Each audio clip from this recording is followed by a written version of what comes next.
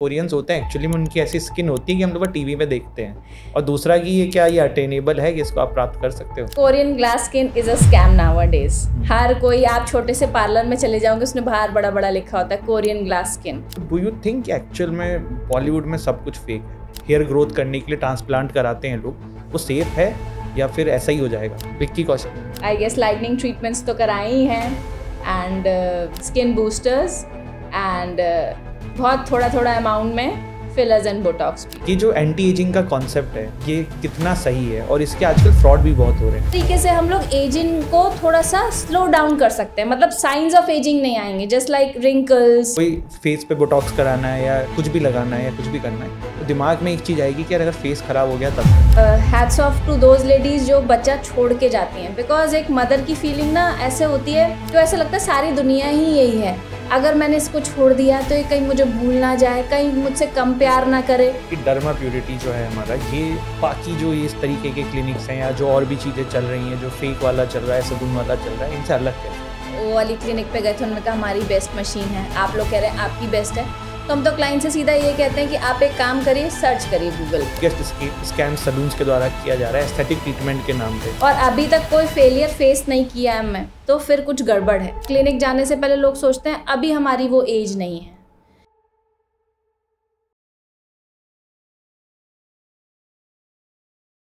Hello प्रीति ma'am, स्वागत है आपका टॉक विद मानवेंद्र के इस पॉडकास्ट में।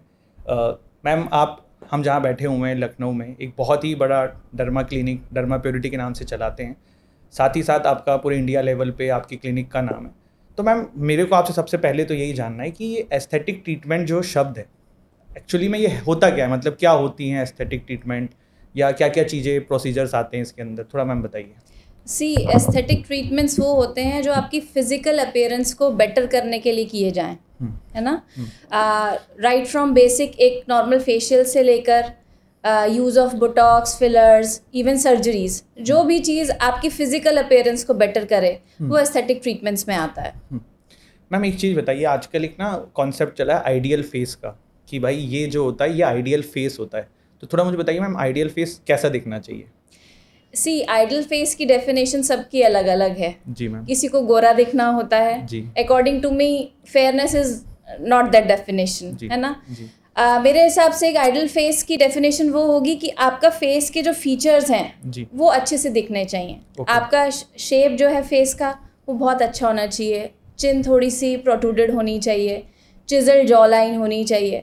तो इसके लिए एस्थेटिक ट्रीटमेंट्स काम आते हैं जिसमें हम अपने हिसाब से अपने जो फेस है उसका शेप चेंज भी कर सकते हैं। आपने देखा होगा बहुत आजकल नोज़ की शेप चेंज हो जाती है, तो उसको राइनोप्लास्टी कहते हैं। बहुत सारे सेलिब्रिटीज़ आजकल उसको करवाते हैं, चिन की शेप चेंज कर लेते हैं। तो फेस का जो प्रोपोर्शन है वो बहुत इंपॉर्टेंट होता है, इसीलिए आजकल बहुत ज़्यादा फिलर्स और सर्जरीज का बहुत ज़्यादा फैशन हो गया है। मैम इसी पे थोड़ा आगे बढ़ते हैं, आप थोड़ा सा अपने इस क्लिनिक के बारे में बताइए, डर्मा प्योरिटी के बारे में।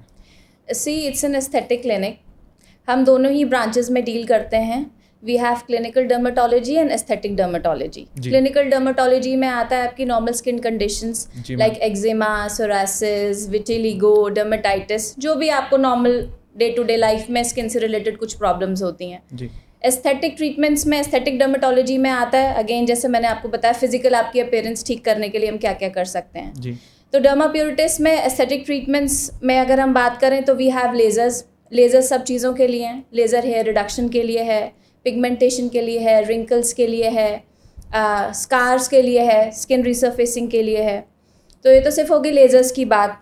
फिर हमारे पास सारे ट्रीटमेंट्स हैं। सेमी परमानेंट मेकअप है, we do microblading, lip pigmentation, Botox, fillers, threads, HIFU, आप जो भी नाम लेंगे एस्थेटिक ट्रीटमेंट्स में हमारे पास वो है। एंड आजकल ओजेम्पिक और मंजारो का नाम आपने सुना होगा, सेलिब्रिटीज वेट कम करने exactly, so we have come up with that also.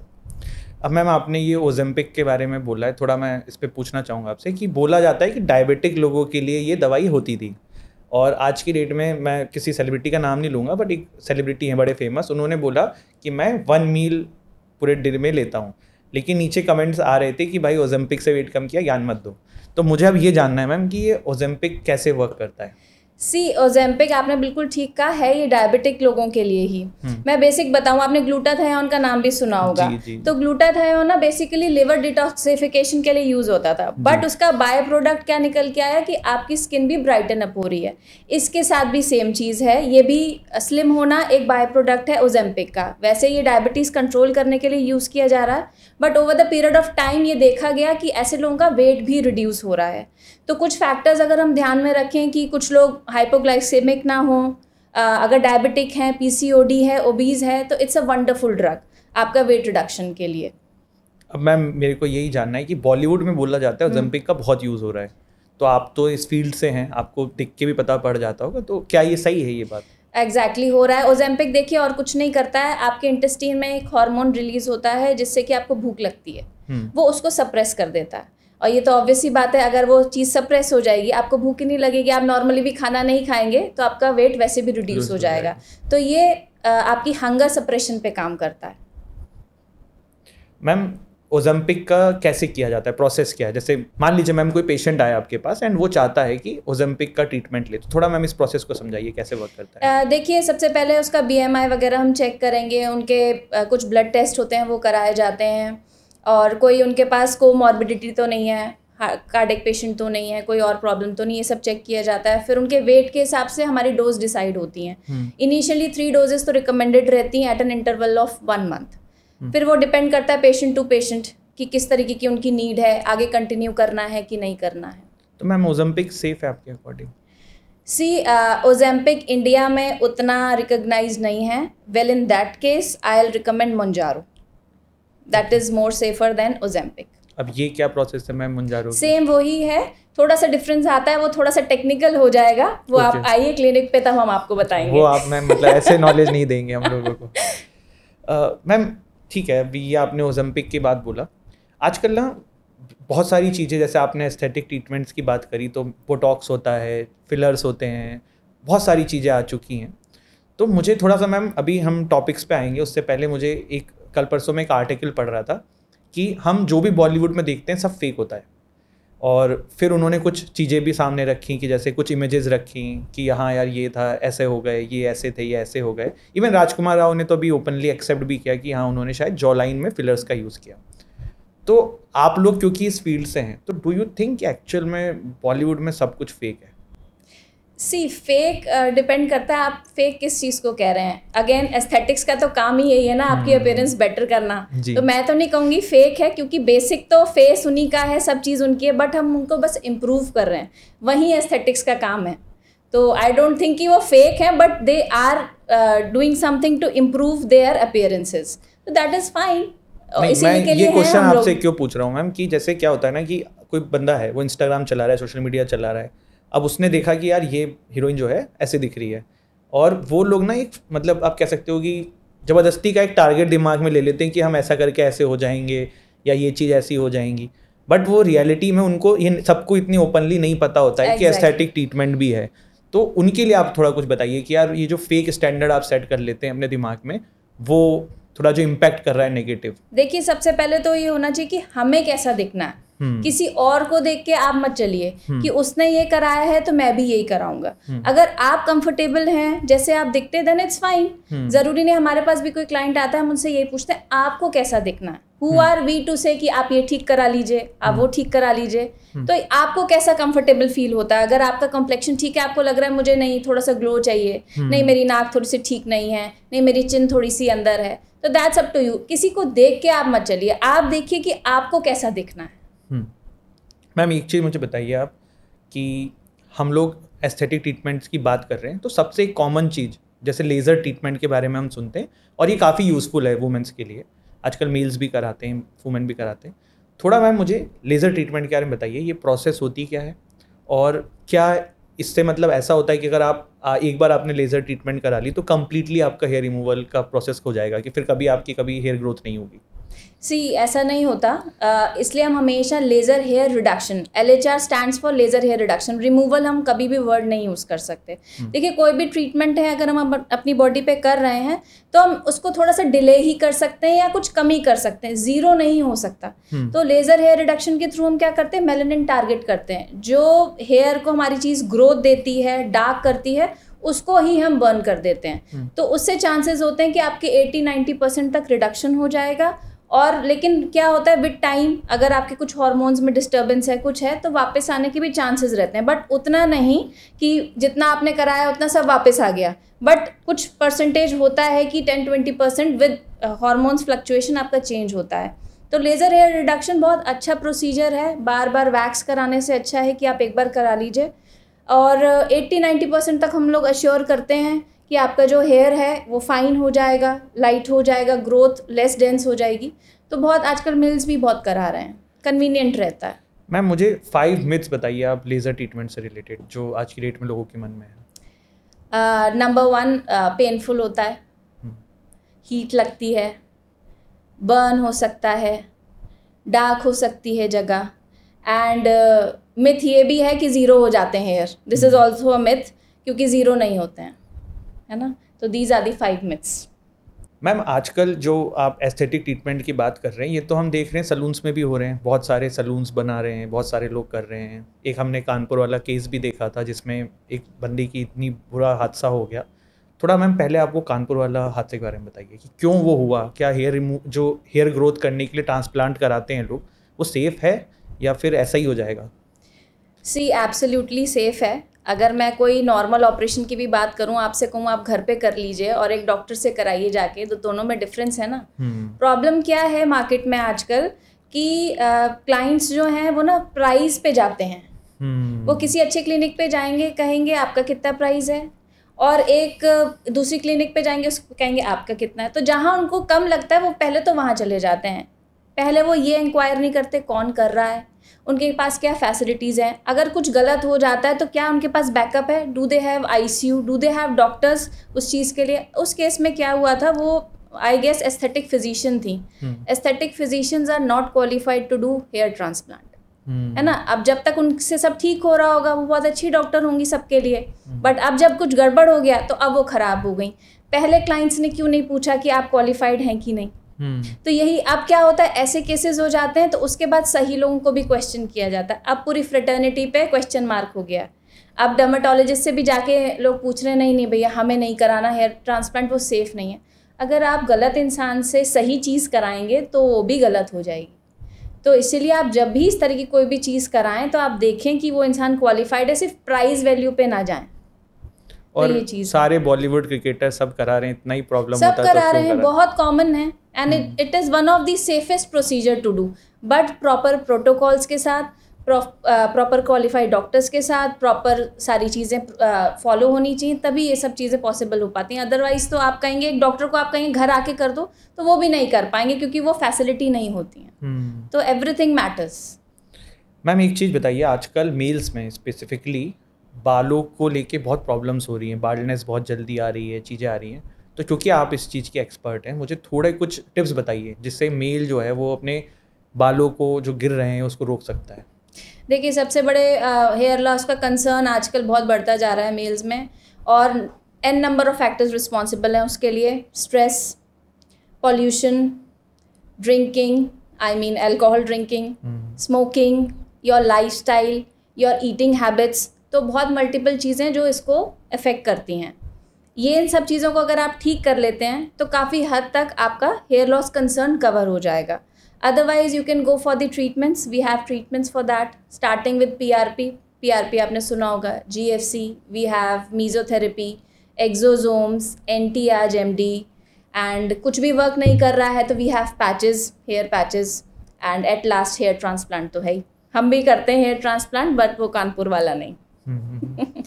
Ma'am आपने जो सारी चीज़ें बताई, मुझे थोड़ा सा ना हेयर ट्रांसप्लांट का प्रोसेस समझना है कि ये होता कैसे है और क्या ये प्रोसेस होती है। सी हेयर ट्रांसप्लांट एक तो बिल्कुल अगर आप बाल्ड हैं तो आप सोचें कि मैं हेयर ट्रांसप्लांट करा लूँगा, वो पॉसिबल नहीं है। आपका कुछ डोनर एरिया होना चाहिए, क्योंकि आप ही के बाल लगाए जाते हैं। डोनर एरिया नहीं है आपके पास तो वो नहीं पॉसिबल हो पाएगा। तो इसलिए जो लोग पूरे बाल्ड हो जाते हैं उनके लिए पॉसिबल नहीं है। इसलिए टाइमली कहा जाता है कि आप टाइमली, अगर आपको हेयर ट्रांसप्लांट भी कराना है तो टाइमली आप करा लें, क्योंकि आप ही के हेयर फिर वो हम स्कैटर्ड वे में लगाते हैं। और मैम एक्चुअली मिनॉक्सिडिल भी बहुत लोग यूज़ करते हैं हेयर रीग्रोथ के लिए, तो थोड़ा इसके बारे में बताइए ma'am. See that is also a very good drug, but वही है, अगर आपका हेयर लॉस बहुत ज़्यादा हो गया है, यही मिनॉक्सिडिल भी अगर आप थोड़ा अर्ली स्टेज पे स्टार्ट कर लेंगे तब वो वर्क कर पाएगा, है ना। अगर बिल्कुल ही आप बाल्ड हो चुके हैं तो फिर मिनॉक्सिडिल भी कुछ नहीं कर सकता। तो it should be started on the right time. Ma'am थोड़ा मुझे ये बताइए कि डर्मा प्योरिटी जो है हमारा, ये बाकी जो ये इस तरीके के क्लिनिक्स हैं या जो और भी चीज़ें चल रही हैं, जो फेक वाला चल रहा है, सलून वाला चल रहा है, इनसे अलग कैसे? सी डर्मा प्योरिटिस एस्थेटिक क्लिनिक तो है ही, मैंने आपको बताया है, it's an experience in itself. अगर आप एंटर करेंगे डर्मा प्योरिटिस तो आपको वो डिफरेंस फील होने लग जाएगा। आप जैसे ही एंटर करेंगे आपका रजिस्ट्रेशन किया जाएगा। वी आर टोटली पेपरलेस, सब ऑनलाइन होता है हमारा। फिर एक पर्टिकुलर काउंसलर आपको अपॉइंट की जाएगी जो आपके कंसर्न समझेगी कि आप किस लिए आए हैं क्लिनिक में। फिर अकॉर्डिंगली आपको डॉक्टर अलॉट किया जाएगा। अगर आपकी प्रॉब्लम जो है वो एस्थेटिक फिजिशियन लाइक है तो उनको दिखाया जाएगा, डर्माटोलॉजिस्ट लाइक है तो उनको दिखाया जाएगा, या कोई और सर्जिकल प्रॉब्लम है तो सबके डेडिकेटेड डॉक्टर्स हैं हमारे यहाँ। तो सबसे पहले ये हो गया। उसके बाद अगर हम बात करें ट्रीटमेंट्स की, तो हमने फ्लोर्स ही अलग अलग कर रखे हैं। कंसल्टेशन काउंसलिंग का फ्लोर अलग है, and to maintain that privacy, क्योंकि हमने बहुत एक्चुअली क्या है, we worked on every little detail. उसमें हमने ये देखा था कि क्लाइंट्स बड़ा हेजिटेट करते हैं कि उसी फ्लोर पे कंसल्टेशन हो रही है, वॉक इन आ रहे हैं, विजिटर्स आ रहे हैं और उसी पे ट्रीटमेंट्स हो रहा है, क्योंकि आप कभी कभार ऑकवर्ड पोजीशन में भी होते हैं। तो वो हमने ट्रीटमेंट फ्लोर ही अलग किया हुआ है टू मेंटेन दैट प्रिवेसी। उसके बाद अगर हम बात करें हमारी मशीन्स की, तो हम लोग जो भी मशीन्स यूज़ करते हैं वो इंटरनेशनल स्टैंडर्ड्स की होती हैं, वर्ल्ड्स बेस्ट होती हैं। तो इसलिए अगर आप डर्मा प्योरिटिस आ रहे हैं तो आप ये एश्योर्ड होने चाहिए कि ना केवल सिर्फ इंडिया में बल्कि वर्ल्ड वाइड वो एक्सेप्टेड मशीन्स हैं, क्योंकि हमारे पास फॉरेनर क्लाइंट्स बहुत हैं। तो हम ऐसी मशीन्स भी यूज़ नहीं करते हैं कि जो सिर्फ यहीं फेमस हो इंडिया में। उनको लगता है कि हमने वो वाली मशीन से वहाँ ट्रीटमेंट कराया था, वही चाहिए। लोग सर्च करते हैं और हमारे पास आते हैं। तो सेकेंडली मशीन्स में मैंने बताया हम लोग बेस्ट हैं। सेकेंडली हम बात करें अपनी टीम की, तो टीम में डॉक्टर्स जो हैं वो एटलीस्ट 10 ईयर्स ऑफ एक्सपीरियंस के साथ हैं। जितने भी थेरेपिस्ट हैं, काउंसलर्स हैं, सब एक्सपीरियंसड हैं। और जितना भी हम ट्रीटमेंट्स देते हैं एक पर्सनल केयर के साथ देते हैं। इट्स नॉट लाइक दैट कि आप आए, ट्रीटमेंट कराया एंड आप जा रहे हैं। आपका प्रॉपर फॉलोअप लिया जाएगा कि आप ठीक हैं, कोई प्रॉब्लम तो नहीं है। फिर 15 डेज़ बाद आपका फिर से फॉलोअप लिया जाएगा कि आप कैसा फील कर रहे हैं, जितना रिजल्ट्स आप चाह रहे थे वैसे हैं नहीं हैं। तो आप आइए डर्मा प्योरिटिस, तब आपको पता चलेगा। मैम वैसे आपने ये बेस्ट वाली बात बोली, तो आजकल तो सभी लोग बोलते हैं वी आर बेस्ट और सभी वही बोल रहे हैं, तो कैसे, मतलब सिर्फ हम मशीन्स के बेसिस पे तो ये नहीं जज कर सकते ना कि डर्मा प्योरिटिस जो है वो बेस्ट है? नहीं, मशीन्स के मामले में मैंने आजकल देखा है कि क्लाइंट्स आते हैं हमारे पास, वो ये कहते हैं, हम वो वाली क्लिनिक पे गए थे, उन्होंने कहा हमारी बेस्ट मशीन है, आप लोग कह रहे हैं आपकी बेस्ट है। तो हम तो क्लाइंट से सीधा ये कहते हैं कि आप एक काम करिए, सर्च करिए गूगल पे। हम लोग नहीं कहेंगे हम बेस्ट हैं, आप बस हमारी मशीन डालिए और सर्च करिए कि क्या उनकी मशीन अच्छी है कि हमारी। तो जैसे मैंने अभी बताया, हम इंटरनेशनल स्टैंडर्ड्स पे वर्क करते हैं। हमारी सारी मशीन्स USFDA अप्रूव्ड रहती हैं, मेडिकली प्रूवन है, पता नहीं कितने साल से यूज़ कर रहे हैं, एंड प्लस अपडेटेड वर्जन होता है। ऐसा नहीं है कि कोई XYZ मशीन है, हो सकता है किसी और के पास भी हो। जस्ट लाइक आईफोन, अगर आपके पास iPhone 7 है और मेरे पास 16, तो दोनों में बहुत डिफरेंस है। तो हम वो iPhone 16 रखते हैं। That means the most updated version of all the machines. Ma'am अब एक चीज़ मुझे ये बताइए कि हेयर ट्रांसप्लांट कराने के लिए 5 कोई ऐसी चीज़ बताइए जो भी बंदा देख रहा हो कि कराना है, वो 5 चीज़ों का ध्यान रखे।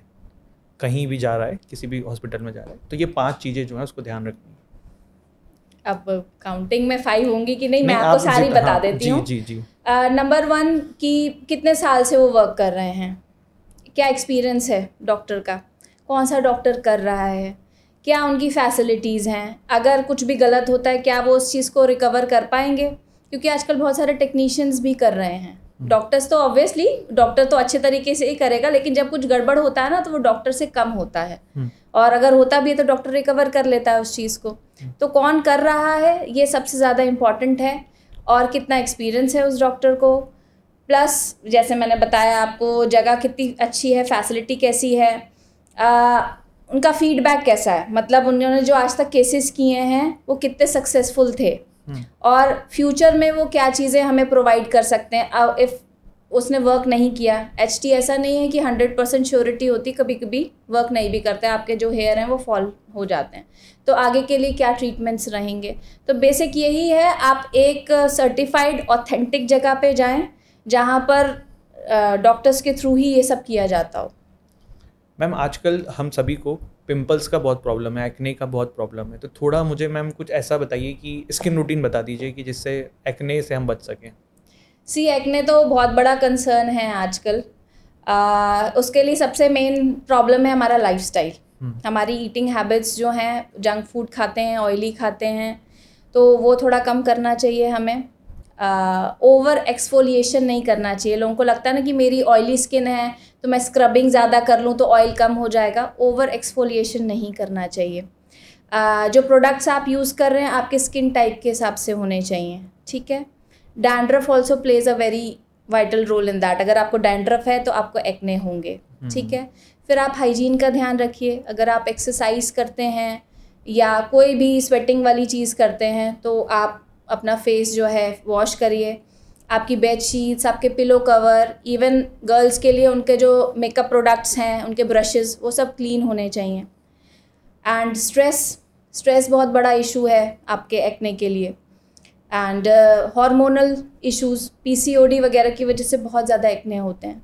तो ये सब चीज़ों का अगर हम ध्यान रखेंगे तो एक्ने काफ़ी कवर हो सकते हैं। एंड मैम एस्थेटिक ये जो क्लिनिक्स हैं इसमें भी कोई होता है इलाज for acne? We have a number of treatments. इसमें हम लोग पहले तो ये देखते हैं कि एक्ने आपको क्यों है, हार्मोन्स की वजह से हैं या कोई और वजह है, तो वो पहले डायग्नोज किया जाता है, फिर अकॉर्डिंगली हम लोग ट्रीटमेंट करते हैं। हमारे पास सबसे बेस्ट ट्रीटमेंट हमारा एक्ने के लिए एक्ने बस्टर के नाम से है। वो आप लेंगे तो एकदम एक्ने जो है सबसाइड कर जाते हैं। मैम अभी आप लेज़र रिडक्शन की बात हम कर रहे थे, तो ये ऐसी एक टर्म हम सिनोनिमस सुनते हैं, हाइड्रा फेशियल और लेज़र हेयर रिडक्शन, तो थोड़ा मैम दोनों में डिफरेंस बताइए। हाइड्रा फेशियल तो स्कैम है in itself. Hydra facial basically क्या है, एक मेडिफेशियल है जो कि एक मशीन के थ्रू किया जाता है। उस मशीन का नाम है hydra facial MD। That is the only patented form, मतलब authentic form of doing hydra facial is that only. But क्या है, हाइड्रा फेशियल वर्ड इतना फेमस हो गया है कि आजकल सलोन्स में, क्लिनिक्स में, छोटी मोटी, वो हाइड्रा फेशियल नाम से कोई भी आपका फेशियल कर देते हैं कि ये हाइड्रा फेशियल है। अब इसी में लोगों की अवेयरनेस काम आती है कि क्या आपको पता हाइड्रा फेशियल है क्या। एक्चुअली Tier 2 सिटीज़ में ये प्रॉब्लम रहती है कि यहाँ तक से वो वर्ड आ पाता है, एक्चुअल टेक्नोलॉजी नहीं आ पाती। आप दिल्ली जाएंगे, they know it very well कि अगर आप हाइड्रा फेशियल हमें कराना है तो we want to get it done through hydra facial MD machine. XYZ वो कुछ नहीं कराएंगे। बट यहाँ पर थोड़ी अवेयरनेस की कमी है कि अगर सलोन वाले कहते हैं कि आपका हाइड्रा फेशियल कर रहे हैं तो दे आर लाइक कि हाँ ठीक है हाइड्रा फेशियल हो रहा है, बट उनको एक्चुअल प्रोसेस नहीं पता है कि कौन सी मशीन, कौन से प्रोडक्ट्स। वो एक ही पेटेंटेड फॉर्म है, लेकिन इट्स लाइक वो ज़ेरोक्स मशीन नहीं होती थी कि जाइए ज़ेरोक्स करा लाइए, तो मतलब ब्रांड का नाम था ज़ेरोक्स। सेम विद सर्फ कि सर्फ दे दीजिए, तो वो भी एक ब्रांड का नाम था। कोलगेट के साथ भी यही हुआ, हाइड्रा फेशियल के साथ भी यही हो रहा है कि उसका नाम जो है डाइल्यूट हो गया है। मतलब किसी भी तरीके के फेशियल को हाइड्रा फेशियल कहते हैं। हाँ, जो भी हाइड्रेशन प्रोवाइड कर रहा है, क्योंकि वो नाम फेमस हो गया है तो हाइड्रा फेशियल हो गया है। Same with this laser hair reduction. अब हमारे पास अल्मा सोप्रानो टाइटेनियम है। अब सिर्फ लखनऊ में हमारे पास ही है, दैट वी कैन वाउच, मतलब हम लोग क्लेम कर रहे हैं वो चीज़ कि वो हमारे पास ही है। हमारे अलावा जिसके भी पास है that is a Chinese copy, और ये मैं ओपनली कह रही हूँ because I have a list of all the Alma machines. Company के थ्रू आई है किसके पास है किसके पास नहीं। अब क्या है, again Alma Soprano titanium famous हो गया है कि ये मशीन अच्छी है। अब उसकी चाइनीज़ कॉपी से लोग कर रहे हैं एंड कह रहे हैं कि ये अल्मा सोप्रानो टाइटेनियम है। तो that is the thing. Ma'am एक चीज़ मुझे आपसे जानना है कि ये सलून जो हैं आजकल, सबसे बड़ा आपको क्या लगता है कि जो बिगेस्ट स्कैम सलून्स के द्वारा किया जा रहा है एस्थेटिक ट्रीटमेंट के नाम पे, वो क्या है? See you will be surprise to know I also have a salon, ठीक है। तो मेरा बेसिक आइडिया यही था दोनों चीज़ें ओपन करने का कि मुझे एक छोटी सर्विस भी वहाँ एक ही सेंटर में करानी थी, बड़ी से बड़ी। फॉर एग्जांपल एक आईब्रोज़ कराने भी कोई मेरे पास आए और हेयर ट्रांसप्लांट और कॉस्मेटिक सर्जरी कराने भी। बट क्या हुआ कि दोनों चीज़ें अगर हम साथ में खोलते हैं तो चीज़ें डाइल्यूट हो जाती हैं, because salon is all together a very different concept और क्लिनिक बहुत अलग। क्लिनिक एक टाइप का हॉस्पिटल ही होता है जहाँ के प्रोटोकॉल्स और सब चीज़ें बहुत मेडिकली बेस्ड होती हैं। सैलून्स में वो नहीं होता है। सैलून्स इज़ लाइक कि हम ग्रूमिंग के लिए जाते हैं, फॉरन हेयर कट, फॉरन पेडिक्योर, मैनिक्योर, इन सब चीज़ों के लिए।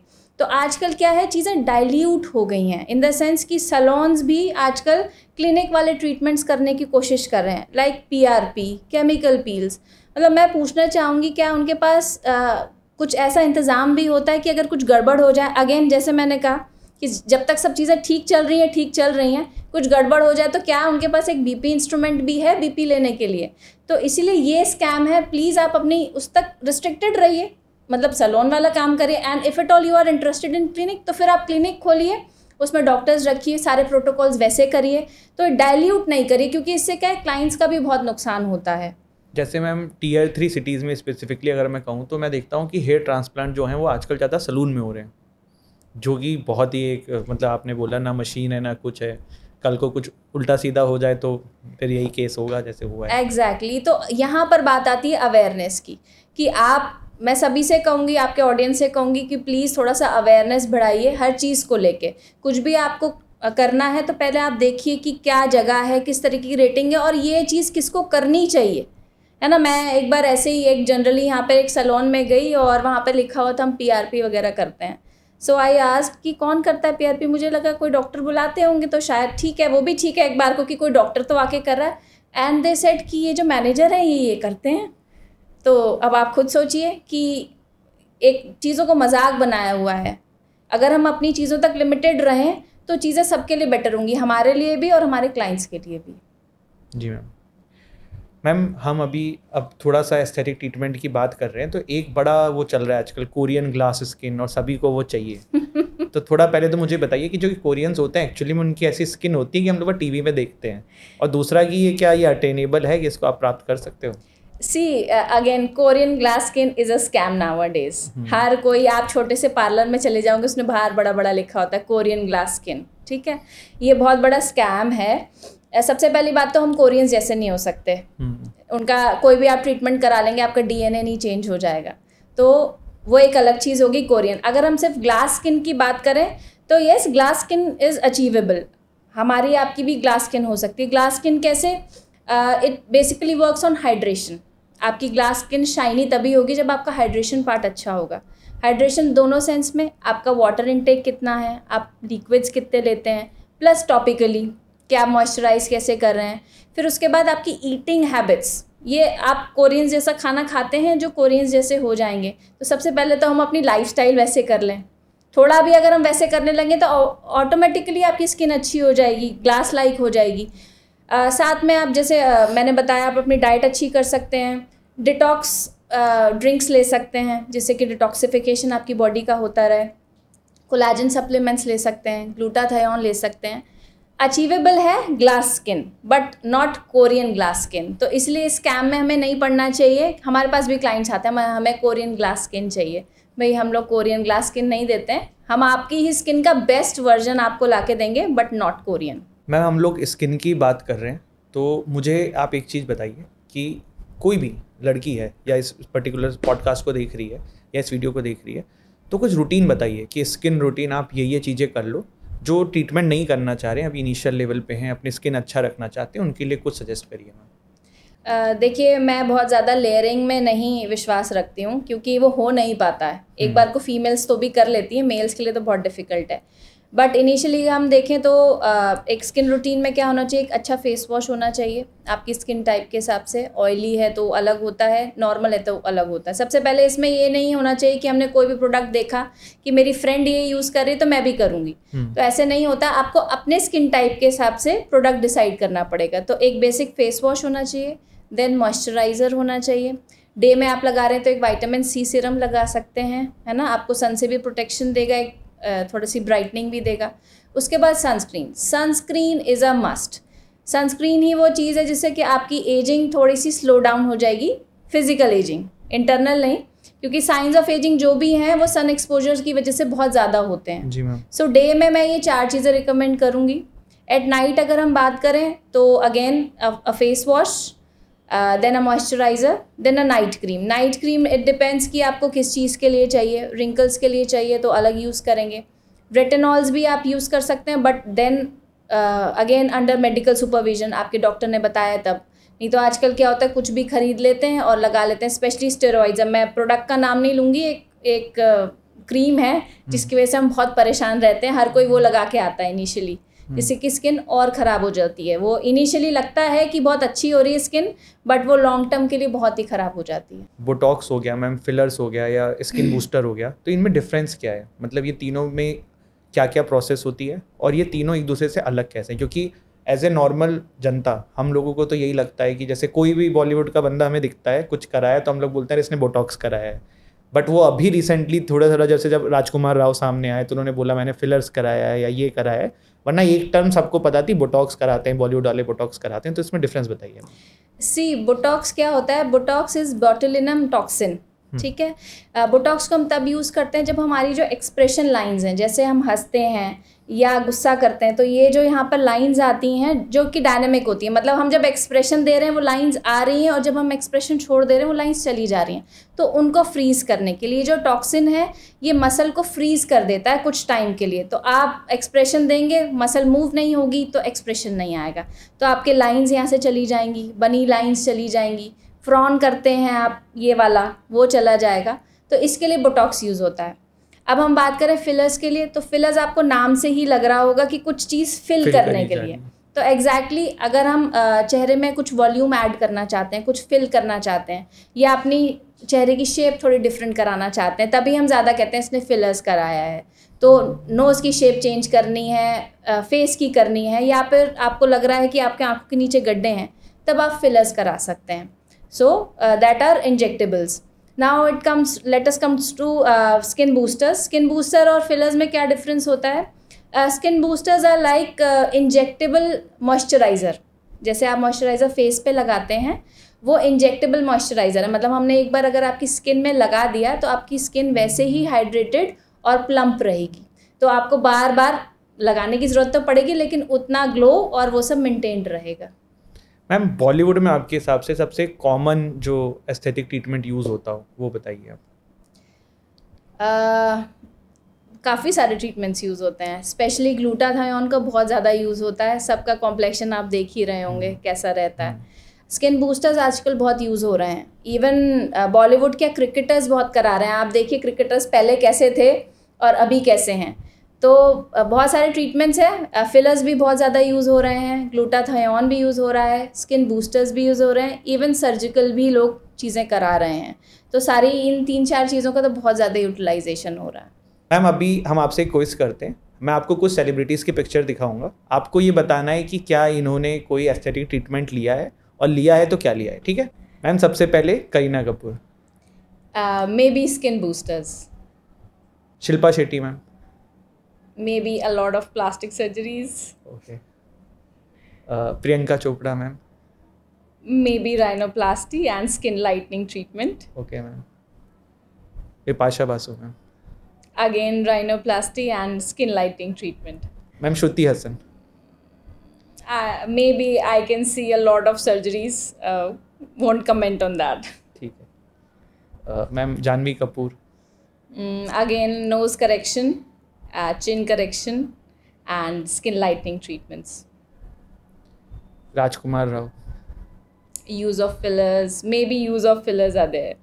इन्होंने तो एक्सेप्ट किया है publicly. Vicky Kaushal ma'am. I guess lightening treatments तो कराए ही हैं, and skin boosters and बहुत थोड़ा अमाउंट में fillers and botox भी। मैम आईवी ड्रिप्स क्या होते हैं? ये भी हम आजकल बहुत सुन रहे हैं एस्थेटिक ट्रीटमेंट के अंदर, थोड़ा बताइए। आईवी ड्रिप्स में आपने ग्लूटाथायोन ज़्यादा सुना होगा आजकल। जी। सी आईवी ड्रिप्स जो होती हैं और ओरल में यही डिफरेंस होता है। आईवी ड्रिप्स थोड़ा सा जल्दी रिजल्ट देती हैं।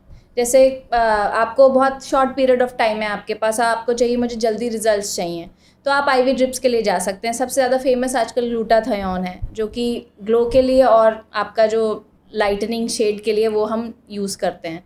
एंड और भी बहुत सारी चीज़ों के लिए IV ड्रिप्स हैं हमारे पास, आपकी एंटी एजिंग के लिए, ग्लो के लिए, अदर देन ग्लूटाथायोन। एंड अभी हम बहुत एक नया ट्रीटमेंट लेके आए हैं ड्रिप्स में, नैड, दैट इज़ नैड, है ना, that is use for anti ageing. मतलब ऐसा नहीं है कि कुछ आपको सुपरफिशियल लेवल पे दिखेगा, जैसे ग्लूटाथायोन आप लेते हैं तो आपको लगेगा मेरा शेड लाइटन अप हो रहा है, मैं ग्लो कर रहा हूँ, लेकिन उसमें क्या होगा, इंटरनल वर्किंग होगी। अगर आप एंग्जाइटी फील करते हैं, मेंटली स्ट्रेस्ड रहते हैं, थके हुए बहुत रहते हैं, तो अगर आप नैड ड्रिप्स लेते हैं तो आपका ये सब चीज़ें रिकवर हो जाएंगी। थोड़ा मैम ये जब से आपने बताया ना, तो मुझे एक चीज़ दिमाग में स्ट्रक हुई कि आजकल ये बड़ा एंटी एजिंग का कॉन्सेप्ट है। वो जॉनसन साहब अभी आए भी थे इंडिया में, बड़ा पॉडकास्ट भी देखे गए हैं। तो ये जो एंटी एजिंग का कॉन्सेप्ट है ये कितना सही है, और इसके आजकल फ्रॉड भी बहुत हो रहे हैं, तो थोड़ा मैम इस पे बताइए। सी, एंटी एजिंग ये होता है कि आपके जो साइंस ऑफ एजिंग है, मतलब जो हम एज कर रहे हैं डे बाय डे, उसकी वजह से जो हमारी स्किन पे साइंस आ रहे हैं, हम उसको अवॉइड कर पाएँ। हम एज रिवर्स नहीं कर सकते। अभी जो फ्रॉड हुआ था कानपुर में एंटी एजिंग वाला, उसमें यही था कि आपकी एज वो 10 साल कम कर देंगे। अब आप सोचिए how it is that possible. तो ये जो स्कैम्स होते हैं ना, ये अनरियलिस्टिक एक्सपेक्टेशंस की वजह से होते हैं कि हम चाहते हैं कि हम 10 साल जवान हो जाएं। हमने किया कुछ नहीं, बस हम एक मशीन में बैठेंगे और हम जवान हो जाएंगे। तो that is not a possibility. आपको बहुत सारी चीज़ें करनी पड़ती हैं। जितना जल्दी आप स्टार्ट करेंगे ट्रीटमेंट्स कराना, आई मीन कोई ऐसा ट्रीटमेंट नहीं कि कुछ आप बोटॉक्स फिलर्स ले लीजिए, बट विद एज क्या होता है, हमारा जो कोलेजन प्रोडक्शन होता है ना, वो कम होता जाता है। तो फॉर एग्जांपल कोई चीज़ 100 है और वो 90 पे आई, आपने 10 फिर फिलअप कर दी, तो आप फिर 100 पे पहुंच गए। तो ऐसे अगर कोलेजन बॉडी का कम हो रहा है और आप उसकी रीमॉडलिंग करा रहे हैं, तो वो 100 पे ही रहेगा। तो उस तरीके से हम लोग एजिंग को थोड़ा सा स्लो डाउन कर सकते हैं। मतलब साइंस ऑफ एजिंग नहीं आएंगे, just like wrinkles, pigmentation, dark spots, ये सब, स्किन सैग करना, तो ये सब चीज़ें हम अवॉइड कर सकते हैं, बट एजिंग को अवॉइड नहीं कर सकते हैं। वो तो हम हो ही रहे हैं, वो तो अनअवॉइडेबल है। बट आप एज भी ब्यूटीफुली हो सकते हैं। तो वहाँ पर एस्थेटिक ट्रीटमेंट्स का काम आता है। मैम हमने बहुत एस्थेटिक ट्रीटमेंट और इसकी बात करी, मुझे एक चीज़ ये भी लगती है कि लोगों को डर भी बहुत रहता होगा कि ये ट्रीटमेंट लेंगे तो, क्योंकि अब बात हो रही है फेस की। जैसे मैं आपको अपनी बताता हूँ, अगर मुझे अभी ये सोचना है कि मुझे कोई फेस पे बोटॉक्स कराना है या कुछ भी लगाना है या कुछ भी करना है, तो दिमाग में एक चीज़ आएगी कि यार अगर फेस ख़राब हो गया तब क्या। तो ये थोड़ा सा आप भी अपने पेशेंट्स के साथ फेस करते होंगे, तो थोड़ा ये बताइए मैम कि ये मिथ्स जो हैं ये क्या क्या हैं, और एक्चुअल में इससे कुछ है भी कि मतलब डर है कि कुछ इम्पैक्ट हो सकता है नेगेटिव, कि अगर सही जगह पे कराओगे तो कोई प्रॉब्लम नहीं होगी। बिल्कुल आपने ठीक कहा। एक तो लैक ऑफ अवेयरनेस बहुत बड़ा मिथ है, मतलब लैक ऑफ अवेयरनेस बहुत है। अगर आपको कोई भी चीज़ करानी है तो आप पूरी उस चीज़ के बारे में जानिए कि अगर मुझे बोटॉक्स भी कराना है तो वो क्या होता है, वो कैसे वर्क करता है, कितने दिन तक उसके रिजल्ट्स रहेंगे, और मेरी बॉडी पे क्या मुझे वो लेना भी चाहिए कि नहीं। ऐसे नहीं होता कि अगर वो कोई चीज़ आपके ऊपर ट्रीटमेंट जा रहा है तो वो चीज़ ट्रीटमेंट मुझे भी सूट करे। हो सकता है मुझे डॉक्टर मना कर दे कि नहीं आप नहीं ले सकते, आपके लिए वो सूटेबल नहीं है। तो सबसे पहले तो आपको अवेयरनेस होनी चाहिए कि आपको क्या कराना है, क्यों कराना है, किस तरीके के रिजल्ट्स। अगर आप फॉर एग्जांपल चाह रहे हैं कि मेरा फेस ग्लो करने लगे और आप चाह रहे हैं कि मैं बोटॉक्स कराऊंगा, तो दोनों चीज़ें बहुत डिफरेंट है। बोटॉक्स का अलग काम है, ग्लो अलग चीज़ से आएगा। तो सबसे पहले तो नॉलेज होनी बहुत ज़रूरी है कि हमें क्या कराना है, देन किससे कराना है, ये चीज़ करने के लिए कौन सा डॉक्टर क्वालिफाइड है। ये नहीं हम किसी भी XYZ जगह पर जा रहे हैं। हमारे साथ बहुत ये प्रॉब्लम होती है, क्लाइंट आके कहता है आप लोग फिलर्स बहुत महंगे कर रहे हैं, बोटॉक्स बहुत महंगे कर रहे हैं, हमने फ़लानी जगह पे पूछा वो तो बहुत सस्ता कर रहे हैं। अब उनसे कोई पूछे कौन डॉक्टर है वहाँ पे, तो कहेंगे हैं डेंटिस्ट हैं, एस्थेटिक फिजिशियन हैं। सी, हमारे पास भी एस्थेटिक फिजिशियन है, ऐसा नहीं है, बट एस्थेटिक फिजिशियन का काम बिल्कुल अलग होता है। They are not allowed to do injectables. आप डर्माटोलॉजिस्ट से कराइए। तो अगर आप वही चीज़ फॉर एग्जांपल आप ड्रेसिंग या स्टिचेस एक कंपाउंडर से कराएंगे, वो कितने पैसे लेगा आपसे, और वही चीज़ आप डॉक्टर से कराएंगे, तो यहाँ ये डिफरेंस आ जाता है। तो लोगों की अवेयरनेस बहुत ज़्यादा ज़रूरी है कि मुझे ये ट्रीटमेंट कराना और इसी से कराना है, मुझे किसी से भी नहीं कराना। नहीं तो फिर ऐसे ही नाम ख़राब होता है कि बोटॉक्स कहीं से भी करा लिया, वो ठीक नहीं हुआ, या फिलर्स कहीं से भी करा लिया, तो फिर पूरी फ्रेटर्निटी का नाम ख़राब हो जाता है कि नहीं तो ख़राब चीज़ें करानी ही नहीं चाहिए। तो अगेन वही है, आपको अवेयरनेस अच्छे से होनी चाहिए कि मुझे किससे कराना और कहाँ कराना है। मैम एक अभी क्वेश्चन मेरे दिमाग में बात करते करते आया कि आजकल शादियों में जब नई नई ब्राइड्स होती हैं तो वो लोग काफ़ी सारी अलग अलग ट्रीटमेंट्स लेते हैं, तो मुझे आप ऐसा कोई गो टू ट्रीटमेंट बताइए ब्राइड्स के लिए कि भाई ये ट्रीटमेंट आप देख सकते हो, करा सकते हो, और ये ज़्यादा पॉपुलर है आजकल ब्राइड्स के बीच में। सी हमारे पास तो ब्राइड्स के लिए हाइड्रा फेशियल रहता है, but authentic hydra facial with hydra facial MD machine, that is our go to treatment. वो कोई भी ले सकता है, कुछ ऐसा उसमें that is a very mild treatment, ऐसा नहीं है वो कुछ हार्श है, किसी भी स्किन टाइप पे वो चला जाता है। तो we would recommend hydra facial for all the brides. उसके अलावा फिर आपकी स्किन टाइप पे के कंसर्न्स पे डिपेंड करता है कि अगर आपको एक्ने हैं या पिगमेंटेशन है या कोई स्कार है तो उसके हिसाब से हम फिर कस्टमाइज़ करेंगे। मैम थोड़ा अब आपके बारे में बात करते हैं। आप एक सलून, ऑलरेडी एक सक्सेसफुल सलून चलाते हैं, साथ साथ अभी आपने डर्मा प्योरिटी शुरू किया है, आई थिंक काफ़ी समय हो चुका है उसे भी, प्लस आपकी एक पर्सनल लाइफ भी होगी, एंड अभी मेरे को आपकी टीम से पता पड़ा कि आपको भी रिसेंटली बेबी भी हुआ है, तो congratulation for it. Thank you. तो ये सब कैसे आप मैनेज करते हैं, क्योंकि आसान तो नहीं होगा, मतलब बिल्कुल आसान नहीं होगा, प्लस आप एक महिला भी हैं, तो थोड़ा बहुत घर का काम, जितना भी आप बड़े बिजनेसमैन बन जाएं वो तो करना ही पड़ेगा, बिजनेस वूमेन बन जाएं तो आपको करना ही पड़ेगा। तो कैसे आप मैनेज करते हैं सब, थोड़ा बताइए। सी डर्मा प्योरिटिस ओपन करने का पीछे जो मेरा बेसिक आइडिया था वो ये था, I was already managing a multi speciality hospital in Agra. 10 years का मेरा एक्सपीरियंस है वहाँ पर। डर्माटोलॉजी एंड एस्थेटिक्स एक पार्ट हुआ करता था, बट मेरा इंक्लिनेशन एस्थेटिक्स में और डर्माटोलॉजी में ज़्यादा था। तो when I got married in 22 मेरे हस्बैंड ने कहा let's open an hospital for you, यहाँ पर भी एक हॉस्पिटल खोल देते हैं, वो आप मैनेज करना। तो आई वाज लाइक कि नहीं, मुझे हॉस्पिटल नहीं, मुझे एस्थेटिक क्लिनिक ओपन करना है। तो वहाँ से then we came up with Derma प्योरिटिस।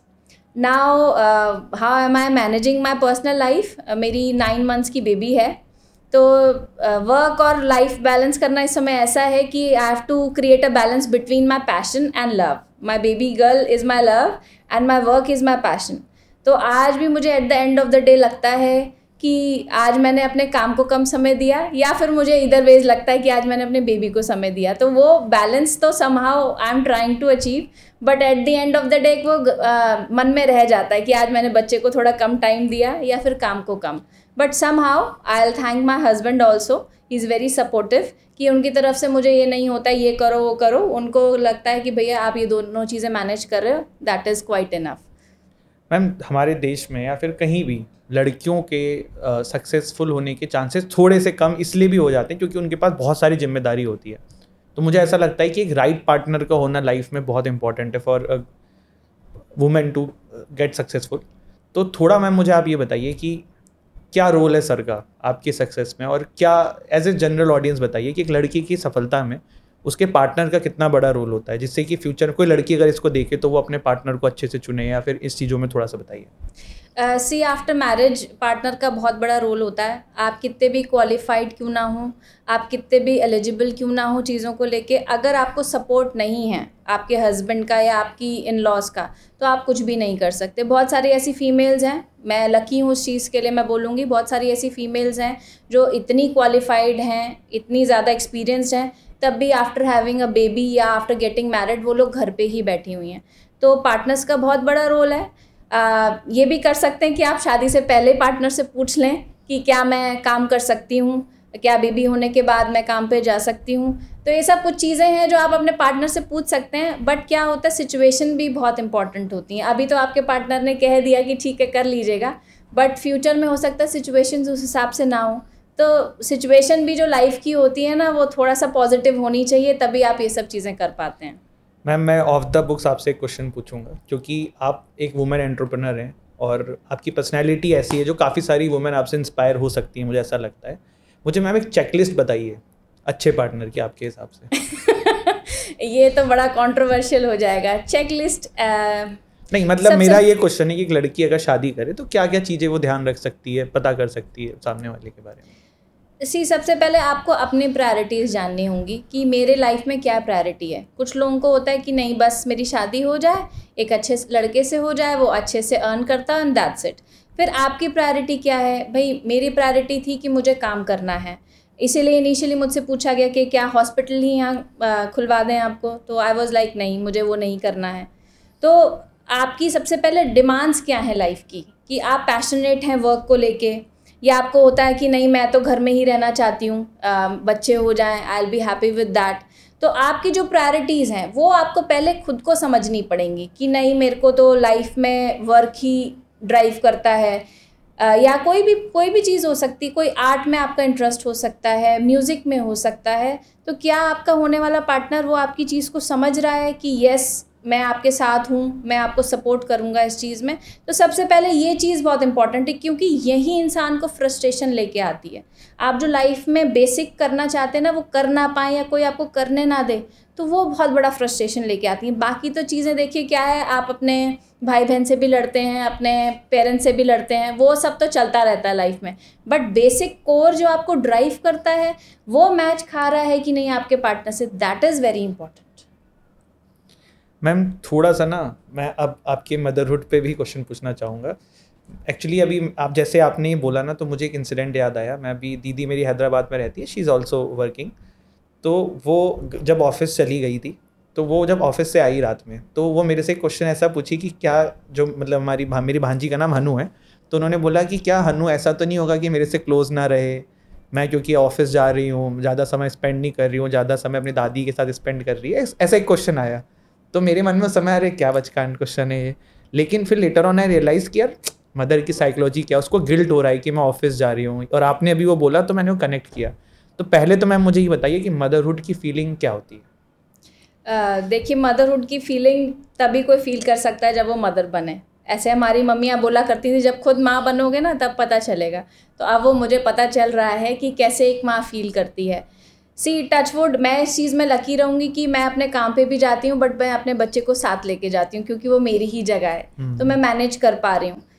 Hats off to those ladies जो बच्चा छोड़ के जाती हैं, बिकॉज एक मदर की फीलिंग ना ऐसे होती है कि थोड़े टाइम के लिए, और कुछ हार्मोनल भी होता है, भगवान ने बनाया ही कुछ ऐसा है कि वो ऐसा लगता है सारी दुनिया ही यही है। अगर मैंने इसको छोड़ दिया तो ये कहीं मुझे भूल ना जाए, कहीं मुझसे कम प्यार ना करे, कहीं किसी और से अटैच नहीं हो जाए, क्योंकि एक माँ को लगता है कि मैं तो अपना सब इसको दे रही हूँ, क्या ये मुझे मानेगा वो चीज़। तो घर पे छोड़ के जाने में ना थोड़ा सा रहता है कि बच्चा कहीं मुझसे दूर नहीं हो जाए, थोड़ा डिटैच नहीं हो जाए। बाकी एक माँ अपने बच्चे के लिए सब करना चाहती है। वही मैंने अभी आपसे कहा था कि eight the end of the day मुझे लगता है कहीं मैंने आज अपने बच्चे को कम समय तो नहीं दिया। तो मेरी कोशिश रहती है कि उसके सारे काम मैं खुद करूं, राइट फ्रॉम चेंजिंग डाइपर से लेकर उसकी मसाज से लेकर उसको बेदिंग कराना। तो मेरी कोशिश रहती है, वो आई गेस हर माँ की रहती है कि अपने बच्चे का काम मैं खुद करूं, लेकिन जहाँ जिससे जितना हो पाता है हर माँ करती है। मैम आप as a business woman failures भी देखा होगा लाइफ में, पहले भी देखा होगा, कॉलेज टाइम पे भी देखा होगा, तो फेलियर्स को आप कैसे डील करते हैं? सी फेलियर्स लाइफ के लिए बहुत इंपॉर्टेंट होते हैं। अगर आप लाइफ में सोच रहे हैं कि मैं सक्सेसफुल हूँ और अभी तक कोई फेलियर फेस नहीं किया है मैं, तो फिर कुछ गड़बड़ है। या तो आपने एक कोई अपनी अलग ही लाइफ बना रखी है जिसमें आप खुद ही राजा हैं, क्योंकि पॉसिबल नहीं है। इतनी सारी चीज़ें आपको हैम्पर करती हैं सक्सेसफुल होने से कि सबको फेलियर, कोई भी कितना बड़े से बड़ा बिजनेस आप देखेंगे, कोई बिजनेसमैन हो, कोई बिजनेस वुमेन हो, सब ने फेलियर्स देखे होंगे, और जो जितना फेलियर देखता है वो उतना ही ऊपर जाता है। ये मैं इसलिए कह रही हूँ क्योंकि उसके पास एक्सपीरियंस हो जाता है कि मैंने ऐसा किया था बट वो वर्क नहीं किया, तो अब मैं कुछ और करूँ। तो जिसके जितने फेलियर्स होते हैं ना वो उतना एक्सपीरियंस भी होता है।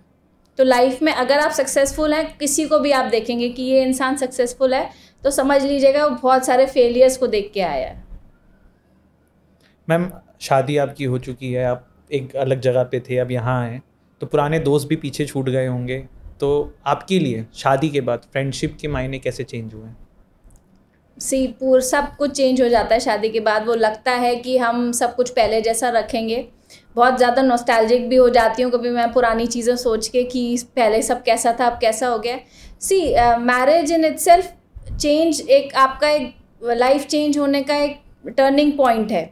उसके बाद 360 डिग्री लाइफ चेंज हो जाती है आपकी। आपको लगता है कि नहीं हम लोग सब वैसा ही रखेंगे, लेकिन फिर आपकी प्रायोरिटीज़ भी चेंज हो जाती हैं। एंड उसके बाद फिर जब बच्चा हो जाता है तो लाइफ और चेंज हो जाती है। पहले आपके पास ज़रा सा भी कुछ करना है तो आपको अपने फ्रेंड्स की याद आ जाती है। अब ये होगा कि मेरे पास अगर आज 1 घंटा भी है तो मैं अपने बच्चे के साथ स्पेंड करूँ या फिर मैं अपने हस्बैंड के साथ स्पेंड करूँ। तो मैरिज के बाद ऑफ कोर्स लाइफ बहुत चेंज हो जाती है। हमें ऐसा लगता है कि नहीं हम कुछ चेंज होने नहीं देंगे, बट बहुत चेंज हो जाती है लाइफ। मैम अब इसको हम वापस से हमारे टॉपिक पे आते हैं, और लास्ट में बस मैम अब इस पॉडकास्ट को एंड करते टाइम पे मैं आपसे ये चीज़ पूछना चाहूँगा कि एस्थेटिक ट्रीटमेंट अगर किसी को कराने हैं तो शुरुआत किससे की जा सकती है, जिससे कि बेसिक जैसा होता है ना, हर चीज़ में कुछ बेसिक होता है, तो अगर कोई जाना चाहता है कि ठीक है मैं बोटॉक्स भी कराऊंगा, ये भी कराऊंगा, बट एक initial level for trust building, तो क्या प्रोसेस हम फॉलो कर सकते हैं, क्या ट्रीटमेंट ले सकते हैं? See you can start with a basic medifacial. Medifacial आपके स्किन के करंट कंसर्न को देख के डिज़ाइन किया जाता है कि आपके अभी करंट में क्या स्किन कंसर्न है, क्या डेड स्किन है, क्या एक्ने है, क्या पिगमेंटेशन है। तो आप बेसिक से स्टार्ट कर सकते हैं किसी भी एक मेडिफेशियल के साथ, कि आप पहले वो करा के देखिए, फिर आप कंफर्टेबल होते हैं तब आप और चीज़ों के साथ प्रोसीड कर सकते हैं। और मैम बिगेस्ट मिथ आपको क्या लगता है कि इस इंडस्ट्री के बारे में क्या है? बिगेस्ट मिथ ये है कि एस्थेटिक क्लिनिक जाने से पहले लोग सोचते हैं अभी हमारी वो एज नहीं है क्लिनिक जाने की। 30s की एज में भी आप आ सकते हैं, 20s की एज में भी आप आ सकते हैं, लेकिन लोगों को लगता है अभी तो हम ठीक ही दिखते हैं, जब 40-50 साल के हो जाएंगे तब जाएंगे। या फिर मेल्स को ऐसा लगता है सिर्फ फीमेल्स ही जाती हैं, तो ऐसा नहीं है। अगर आप जितनी जल्दी स्टार्ट करेंगे ये सारे ट्रीटमेंट्स लेना, बहुत एग्रेसिव ट्रीटमेंट्स नहीं, मैं ये नहीं कहूँगी सीधे आप आके बोटॉक्स फिलर्स ले लीजिए, लेकिन अगर आप बेसिक एस्थेटिक ट्रीटमेंट्स भी चालू रखते हैं अपने लेना, कंटिन्यूएशन में लेते हैं, तो लॉन्ग टर्म में आज आपका जैसा चेहरा है और 10 ईयर्स बाद आपके और आपके फ्रेंड का जिसने बिल्कुल भी ट्रीटमेंट नहीं लिया है, दोनों में बहुत ज़्यादा डिफरेंस आपको नज़र आएगा। तो nowadays skin treatment, aesthetic treatments are an investment. ये कोई एक्सपेंस नहीं रह गया, ये इन्वेस्टमेंट है। जैसे इन्वेस्टमेंट्स का आपको रिजल्ट तुरंत नहीं दिखता है, थोड़े टाइम बाद दिखता है, ऐसे ही इन ट्रीटमेंट्स में अगर आप आज इन्वेस्ट करते हैं तो आपको 10 ईयर्स बाद आपको उसका रिजल्ट मिलेगा। Thank you so much ma'am, आप इस पॉडकास्ट में आए, अपने बिजी शेड्यूल से समय निकाला। और आपसे लास्ट में मैम मैं बस ये चाहता हूँ कि जो भी वुमेन इस पॉडकास्ट को देख रही हैं, ऑफकोर्स हमने एस्थेटिक ट्रीटमेंट की सारी बात कर ली है, but as a business women उनके लिए आप कुछ बोलिए जिनके पास ड्रीम्स हैं और मेहनत कर रहे हैं, और कुछ भी आप उनसे बोलना चाहें तो प्लीज़ गो अहेड। आप कि जिसके भी ड्रीम्स हैं, पैशन है, अपना पैशन फॉलो करना बहुत ज़रूरी है।